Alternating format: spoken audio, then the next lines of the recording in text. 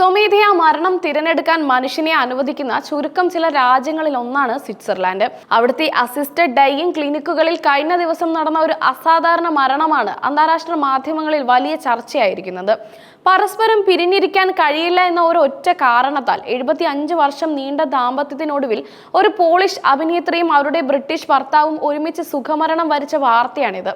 മരണം വരിച്ചവർ polish അഭിനേത്രിയായ Ruth പോസ്നറും അവരുടെ ഭർത്താവ് മൈക്കോൽ പോസറുമാണ്.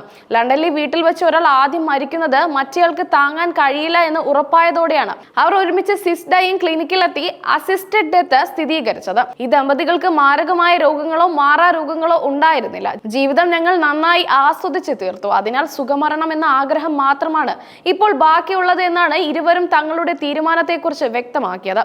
പാശ്ചാത്യ രാജ്യങ്ങളിലെ ബന്ധങ്ങൾക്ക് ആഴം കുറവാണെന്ന പൊതുധാരണ നിലനിൽക്കെ പിരിയാൻ വയ്യാത്തതിനാൽ മരണത്തിലും ഒന്നിച്ച ഇവരുടെ തീരുമാനം അസാധാരണമായ പ്രണയത്തിന്റെ ഉദാത്തമായ ഉദാഹരണമായി ലോകമെമ്പാടുമുള്ള പ്രണയിനികൾക്കിടയിൽ വൈറലാവുകയാണ്. പോളിഷ് ജൂത വംശജയായ റൂത്ത് പോസ്നറുടെ ജീവിതം തന്നെ സംഭവ ബഹുലമായിരുന്നു. രണ്ടാം ലോക മഹായുദ്ധകാലത്ത് ഹിറ്റ്ലറുടെ ഗ്യാസ് ചേംബറിൽ നിന്ന് അത്ഭുതകരമായി രക്ഷപ്പെട്ട അവർ പിന്നീട് 16ാമത്തെ വയസ്സിൽ UK എത്തുകയായിരുന്നു. UK കത്തോലിക്ക സ്കൂൾ വിദ്യാർത്ഥിയാണെന്ന് വ്യാജേനയാണ് റൂത്ത് കഴിഞ്ഞിരുന്നത്. എന്നാൽ നൃത്തത്തിലും അഭിനയത്തിലും അവർ തന്റെ പ്രതിഭ തെളിയിച്ചു. ലണ്ടൻ കണ്ടംപററി ഡാൻസ് തിയേറ്ററിൽ എൻറോൾ ചെയ്ത അവർ പിന്നീട് റോയൽ ഷേക്സ്പിയർ കമ്പനിയിൽ അംഗത്വം നേടി അറിയപ്പെടുന്ന നടിയായി വളർന്നു. 1950 റൂത്ത് ബ്രിട്ടീഷ് പൗരനായ മൈക്കേൽ പോസറെ കണ്ടുമുട്ടുന്നത്. അന്ന് റൂത്തിന് 22ഉം മൈക്കേലിന് 23ഉം വയസ്സായിരുന്നു. ആ പരിചയം പിന്നീട് പ്രണയത്തിലേക്കും വിവാഹത്തിലേക്കും വഴിമാറി. തുടർന്ന് 75 വർഷത്തോളമാണ് ഇവർ ഇണക്കുരുവികളെ പോലെ ഒന്നിച്ച് ജീവിച്ചത്. മകന്റെ അകാല മരണം മാത്രമാണ് ഈ ദാമ്പത്യത്തിൽ അവർക്ക് വേദനാജനകമായ ഒരു അനുഭവമായിരുന്നത്. ഒരു ജന്മത്തിൽ ചെയ്യാൻ കഴിയുന്ന എല്ലാ കടമകളും ഞങ്ങൾ ചെയ്തു തീർത്തു എന്നാണ് ജീവിതത്തെക്കുറിച്ച് ഇരുവരും പറഞ്ഞിരുന്നത്. വാർദ്ധക്യ സഹജമായ അസുഖങ്ങൾ മാത്രമാണ് ഇരുവർക്കും ഉണ്ടായിരുന്നത്. ഇടയ്ക്ക് കാഴ്ചയ്ക്കും കേൾവിക്കും പ്രശ്നങ്ങൾ ഉണ്ടായി. എന്നാൽ ഇനിയും ജീവിതം മുന്നോട്ട് പോകുമ്പോൾ ഗുരുതരമായ അസുഖങ്ങൾ വരുമോ എന്ന ഭയവും അവർക്കുണ്ടായിരുന്നു. പക്ഷേ എല്ലാറ്റിനും ഉപരിയായി അവരെ ഭയപ്പെടുത്തിയത് ആരായിരിക്കും ആദ്യം മരിക്കുക എന്നതായിരുന്നു. ഒരാളുടെ മരണം മറ്റൊരാൾക്ക് താങ്ങാൻ കഴിയില്ലെന്നും അതുണ്ടാക്കുന്ന ഏകാന്തത അതിജീവിക്കാൻ സാധിക്കില്ലെന്നും അവർ ഉറപ്പിച്ചു. ഇതോടെയാണ് നിയമപരമായ ഒരുമിച്ചുള്ള സുഖമരണം അവർ തിരഞ്ഞെടുത്തിരുന്നത്. മരണം പുൽകുന്നതിന് മുമ്പ് ഇവർ അയച്ച സന്ദേശം ഏറെ വികാര നിർഭരമായിരുന്നു. ക്ഷമിക്കണം, നിങ്ങൾക്ക് ഈ ഇമെയിൽ ലഭിക്കുമ്പോഴേക്കും ഞങ്ങൾ മരിച്ചിരിക്കും എന്നായിരുന്നു സന്ദേശത്തിന്റെ തുടക്കം.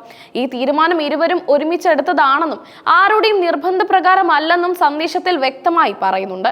കഴിഞ്ഞു പോയതിനെ കുറിച്ച് വിഷമിക്കാൻ സമയമില്ല, ഭാവിയിൽ കൂടുതലൊന്നും പ്രതീക്ഷിക്കുന്നുമില്ല എന്നും അവർ കുറിച്ചു.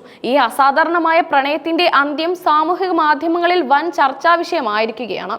അന്തസ്സുള്ള ജീവിതം പോലെ തന്നെ അന്തസ്സുള്ള മരണവും പൗരന്റെ അവകാശമാണ് എന്ന ചിന്തയുടെ ഭാഗമായാണ് സ്വിറ്റ്സർലൻഡ് പോലുള്ള രാജ്യങ്ങളിൽ അസിസ്റ്റഡ് ഡൈയിങ് ക്ലിനിക്കുകൾ നിയമവിധേയമാവുന്നത്. ഇവയെ അസിസ്റ്റഡ് സൂയിസൈഡ് ക്ലിനിക്കുകൾ എന്നും വിളിക്കാറുണ്ട്.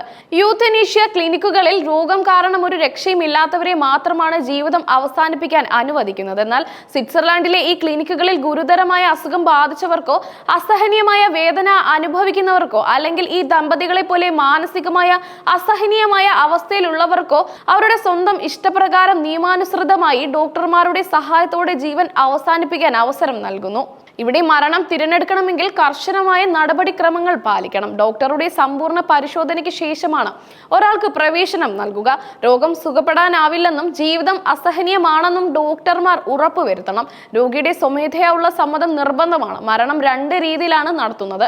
ചിലപ്പോൾ രോഗിക്ക് മരുന്ന് നൽകി അവൾ അല്ലെങ്കിൽ അവൻ തന്നെ അത് കഴിച്ച് ജീവിതം അവസാനിപ്പിക്കും. ഇത് അസിസ്റ്റഡ് സൂയിസൈഡ് ആണ്. മറ്റു ചില കേസുകളിൽ മെഡിക്കൽ സ്റ്റാഫ് സഹായിക്കും.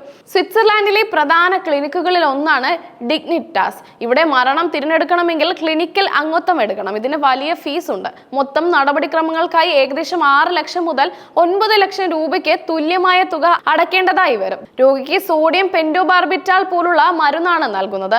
മരുന്ന് എടുത്തതിനു ശേഷം 25 മിനിറ്റിനുള്ളിൽ രോഗി ആഴത്തിലുള്ള ഉറക്കത്തിലേക്ക് പോകും. സാധാരണ 30 മുതൽ 60 മിനിറ്റിനുള്ളിൽ ഹൃദയമിടിപ്പ് നിലയ്ക്കുകയും മരണം സംഭവിക്കുകയും ചെയ്യും. മരണം ശാന്തമായും വേദനയില്ലാതെയുമായിരിക്കും.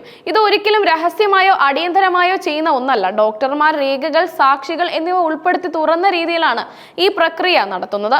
മരണം നടന്നതിന് ശേഷം പോലീസ് അല്ലെങ്കിൽ മുനിസിപ്പൽ അധികാരികൾക്കും റിപ്പോർട്ട് നൽകും.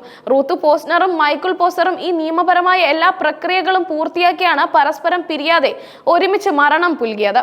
അവരുടെ ഈ തീരുമാനം പ്രണയത്തിന്റെ അതിർവരമ്പുകളെക്കുറിച്ചും ജീവിതത്തിന്റെ അന്ത്യത്തെക്കുറിച്ചുള്ള വ്യക്തിഗത സ്വാതന്ത്ര്യത്തെക്കുറിച്ചുമുള്ള ചർച്ചകൾക്ക് വീണ്ടും തിരികൊളുത്തിയിരിക്കുകയാണ്.